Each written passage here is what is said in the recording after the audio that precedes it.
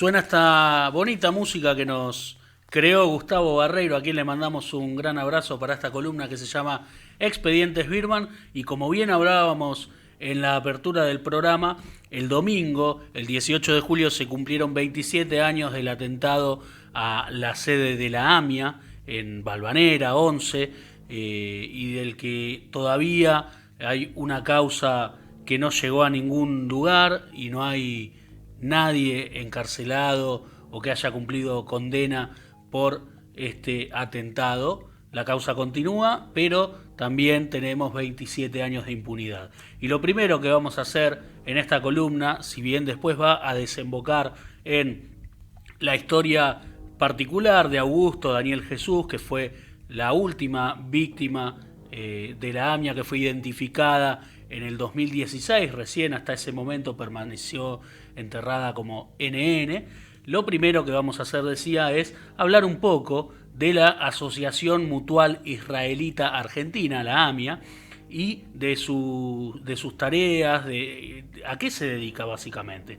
Según la página amia.org.ar, sus objetivos son promover el bienestar y el desarrollo individual, familiar e institucional de la vida judía en la Argentina para asegurar la continuidad, sostener los valores de nuestro pueblo y afianzar el sentido de comunidad. Fortalecer los principios básicos de la democracia y pluralismo, impulsando una convivencia creativa desde las particularidades que conforman la sociedad, y también enumera su visión: ser la mejor organización social de la Argentina, desarrollando nuestro quehacer a través de los valores judíos en acción, y por último sus valores: vida, memoria, justicia, tradición, continuidad, igualdad, respeto y solidaridad. Fue creada en 1894 por un grupo de inmigrantes de origen judío, y una de las primeras acciones de la entidad fue la fundación de un cementerio comunitario para que los primeros inmigrantes judíos pudieran cumplir en la Argentina con leyes y costumbres milenarias. Desde 1920, con la llegada de más inmigrantes, la institución pasó a ser un espacio de articulación y participación para los judíos en el país, y en 1945 se inauguró la sede de la calle Pasteur 633. AMIA impulsó iniciativas muy importantes, como por ejemplo el Consejo Central de Educación Judía, la Federación de Comunidades Judías en la Argentina y la Fundación Sedacá. La propia página de la AMIA cuenta así el atentado. En 1994 la Mutual realizaba una serie de festejos por su centenario, pero el 18 de julio a las 9:53 am la sede fue blanco del terrorismo internacional. Un coche bomba estalló frente al edificio, la explosión se llevó la vida de 85 personas e hirió a más de 300. La causa no logró aún condenar a los autores materiales e intelectuales, y en 2006 el fiscal Alberto Nisman, a cargo de la investigación, acusó formalmente al gobierno de Irán de aquel entonces de planificar el atentado y al partido Hezbollah del Líbano de ejecutarlo. Se basó en informes de los servicios de inteligencia argentino, israelí y estadounidense. Poco antes, el 17 de marzo de 1992, murieron 29 personas y otras 242 resultaron heridas en el primer atentado contra la comunidad judía en nuestro país. Estamos hablando, por supuesto, de la Embajada de Israel. Volviendo a la AMIA, el proceso tuvo varios giros, pero el hecho continúa impune al día de hoy. Hubo investigaciones por responsabilidades y encubrimiento en las que estuvieron incluidos los siguientes personajes: Carlos Saúl Menem, presidente de la Nación en 1994, al momento del atentado; Juan José Galeano, juez federal a cargo de la causa, apartado en 2003 y destituido de sus funciones por falso testimonio y pago de sobornos; Carlos Tejeldín, un reducidor de autos acusado de ser quien entregó la Renault Traffic implicada. Se comprobó que Galeano le pagó $400.000 para que acusara falsamente a 4 policías bonaerenses, con la intención de dar por resuelto el caso a cualquier costo para sacarse de encima la presión mediática, sea quien sea el condenado. No es imposible hablar de AMIA sin también mencionar lo que sucedió el 18 de febrero de 2015, cuando el fiscal Nisman fue encontrado muerto de un disparo en la cabeza en su departamento de Puerto Madero. Había presentado una denuncia contra funcionarios del gobierno argentino, incluyendo a Cristina Fernández de Kirchner. Dicha denuncia generó controversia y hubo contradicciones en la investigación. Se trabajó sobre la hipótesis del suicidio al verse cercado y no poder sostener la acusación, aunque también se siguió la línea del asesinato. Sigue siendo una incógnita al día de hoy. Luego, los fiscales Sabrina Namer, Roberto Salum y Leonardo Filippini quedaron al frente de la causa. Recientemente se sumó el fiscal Julio Gonzalo Miranda, así que son 4 los fiscales que hoy están en la causa AMIA.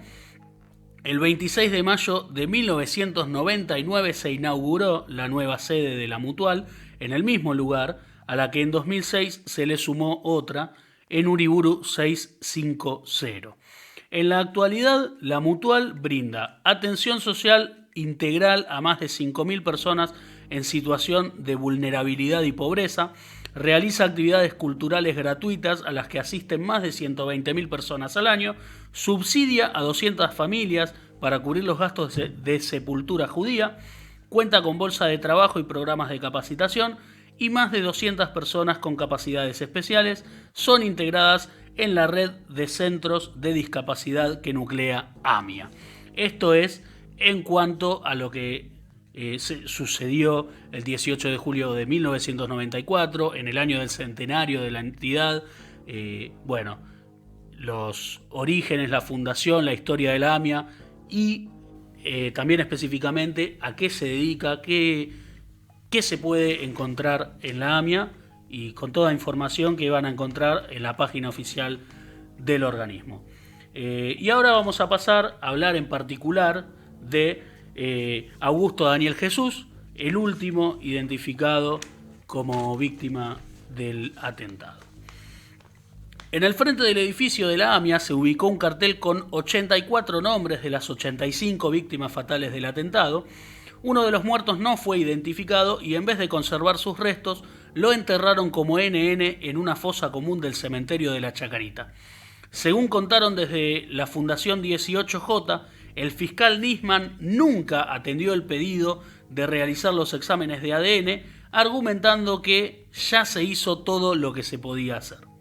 En 2016, el equipo argentino de antropología forense, junto con la división Huellas Digitales Genéticas del Cuerpo Médico Forense, analizó el ADN de las víctimas con el de los pocos restos conservados de esta persona. Estamos hablando de un pedacito de hueso y otro de músculo. Afortunadamente, el resultado permitió relacionarlo con María Lourdes Jesús, quien también falleció en el atentado. Entonces cruzaron el hallazgo con la ficha dactilar que estaba archivada en el expediente y se concluyó que se trataba de Augusto Daniel Jesús, hijo de la mujer, quien había acompañado a su madre, que tomaba un curso de cuidados para adultos mayores en la sede de la calle Pasteur. Constaba en documentos oficiales que era porteño, nació el 21 de diciembre de 1974 y figuraba también su número de documento, además de su dirección en Juncal al 800, estamos hablando obviamente de Capital Federal. Esta ubicación pertenece a la parroquia del Socorro y en ese lugar funciona un refugio para indigentes. En ese lugar dormían María Lourdes y Augusto Jesús. Si bien ya se conocía el nombre, no había ni una fotografía del chico. En los escombros de la Mutual, la policía encontró el DNI de Augusto, pero este documento desapareció, según le contó al periodista Hugo Martín, una fuente en una nota publicada en Infobae. También se había extraviado el legajo de la cédula que hacía la policía en ese momento, en ese entonces, y aunque ya se conocía la identidad de la víctima, fue muy difícil encontrar a familiares de Augusto. En 2016 solo 2 tíos del joven vivían. Por uno de ellos, José Barbosa Torres, se pudo saber que María Lourdes, su mamá, había nacido el 2 de agosto de 1943, que había vuelto de un viaje a Mar del Plata con Augusto. Los registros oficiales, hay que repetir, decían que nació en Capital, pero hay bastantes confusiones con respecto a esto, y que la familia nunca supo nada sobre el padre de Augusto. Jorge Barbosa guardaba una foto en blanco y negro de su hermana Lourdes bailando el vals en su casamiento, pero ninguna de su sobrino. Ella y su hermana Marta cuidaban a personas mayores y trabajaban de sirvientas. Cuando terminó la escuela hizo cursos de mecanografía. Era inteligente. Creo que cuidó a la madre de un abogado que era de Amia, contó este familiar. Sobre Augusto, de 19 años al momento del atentado, recordó que era un muchacho corpulento, alto, de 1,75 m, tenía tez cetrina, al contrario de su madre que era bien blanca. Sé que iba al colegio en Capital, pero no me acuerdo a cuál. Sí tengo presente que le gustaba dibujar y que quería ser arquitecto. Barbosa agregó que no pensó que ellos podían estar en la AMIA apenas conoció la noticia del atentado y que cuando se enteró fue al lugar y a la morgue y que sugirió que el NN podía ser su sobrino, que dejó sus datos pero nunca recibió un llamado por parte de la justicia. Al conocerse la identidad de Augusto, el periodista Hugo Martín publicó una nota en la revista Gente que terminaba con las siguientes palabras. Puede ser entonces que alguien lea esta crónica y desempolve una vieja fotografía, y ojalá así la víctima número 85 de la AMIA tenga, además de un nombre, un rostro. El mensaje en la botella ya fue arrojado al mar. 2 meses después, Cecilia Jesús Lower, prima de Julio César Jesús, medio hermano de Lourdes, eligió al azar una revista en la sala de espera de un consultorio odontológico, leyó la historia y confirmó lo que suponía. Su primo había muerto en el atentado a la AMIA. Al volver a su casa, revolvió viejas cajas y recuerdos familiares. Conservaba un cuaderno de Augusto con fotos y mensajes que le escribía a su mamá. Se comunicó con la entidad. Cecilia le contó a Infobae que cómo le llegaron esas imágenes. Cuando Lourdes murió, hablamos con una tía de mi papá que falleció a los 96 años. Era la figura de más edad de la familia. Ella nos contó que hacía unos meses los había visto, que los habían desalojado del lugar donde estaban viviendo y le habían dejado unas bolsas con pertenencias para buscarlas cuando encontraran un lugar fijo de residencia. Esas bolsas fueron a parar a mi casa, había ropa y un álbum pequeño de plástico con fotos de Daniel y cosas personales. Vaya uno a saber por qué lo guardé. Mi única motivación fue darle un rostro a mi primo, completo. Las dudas sobre el lugar de nacimiento de Augusto nunca se resolvieron. Su nombre fue pintado en el mural de la calle Pasteur durante un emotivo acto y tras 22 años fue incluido en las listas de víctimas del atentado a la AMIA. Esto fue lo que sucedió entre 1994 y 2016 con la historia de Augusto Daniel Jesús, la víctima número 85 del atentado a la AMIA, una persona cuyo DNI fue encontrado en los escombros, que hubo un familiar que sugirió que si había un NN podía ser su sobrino. Inentendiblemente, el único NN que murió en el atentado fue enterrado como un NN casual, obviamente, en una fosa común de un cementerio, en vez de investigar. Han cambiado las tecnologías, ¿no? Pero uno piensa que por lo menos podrían haber conservado el cuerpo y, por suerte, con un pedacito de hueso, un pedacito de músculo se pudo determinar, tarde, pero se pudo determinar. Hubo pedidos de la familia ante el fiscal de la causa y nunca fueron atendidos. Finalmente, reitero, tarde, se pudo darle una identidad a esta persona. Tenía 20 años casi al momento del atentado, pero las únicas imágenes que hay son de él cuando era chico, por eso en el flyer que le agradecemos a Víctor Ribnikov, como en cada mes que hacemos esta columna, hay una imagen de un chico muy menor. Bueno, son las únicas fotos que hay de Augusto Daniel Jesús, pero bueno, con los años se fue reconstruyendo como se pudo su historia y esto es lo que contamos hoy en Circo Romano en Expedientes Birman. Déjame mencionar, Moro, las fuentes de este informe que hicimos hoy. La primera es Infobae, hay una nota muy completa sobre el tema. Hay varias notas pero hay poca información, ninguna tan completa como esta de Infobae.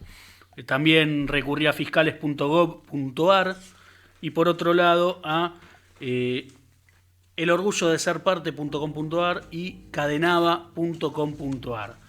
Y como en cada expediente vamos a elegir, musicalizar, y obviamente que hay, reiteramos, música que tiene que ver con el atentado a la AMIA.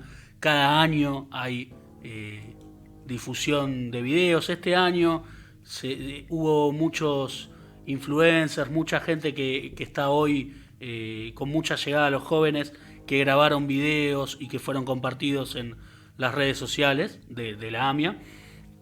Y así como también en otros años, León Gieco con un montón de otros artistas registraron una nueva versión de esta canción La Memoria, tan emotiva, que él compuso, si no me equivoco, en el 2000-2001. Y en el 2020, el año pasado, hubo un nuevo registro de este estilo.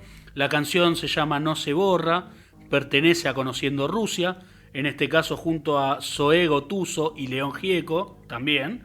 El autor es Mateo Sujatovich, la producción musical fue de Nico Cotton, la producción general corrió por cuenta de AMIA y el registro de esta versión fue, como decíamos, en 2020, con motivo del aniversario número 26 del atentado. Así que vamos a escuchar a Conociendo Rusia, a Zoé Gotuso y a León Gieco con esta canción que se llama No se borra.